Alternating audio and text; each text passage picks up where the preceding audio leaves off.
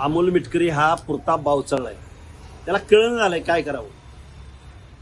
आम्ही विधानसभा निवडणुकीच्या वेळी आमचे एक 10-12 उमेदवार मराठवाड्यामध्ये होते आणि हे 10-12 उमेदवार सोडून आम्ही बाकीच्या ठिकाणी महायुतीच्या उमेदवारांना पाठिंबा दिला होता.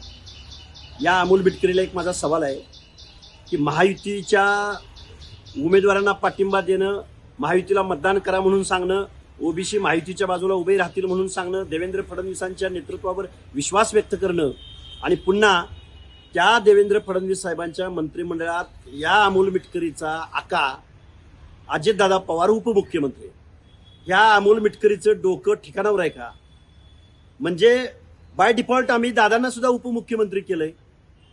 मग आता ह्या अमोल मिटकरीचा देवेंद्र फडणवीस साहेबांना विरोध आहे, भाजपला विरोध आहे, अजितदादांना विरोध आहे का उपमुख्यमंत्री पदाला विरोध आहे?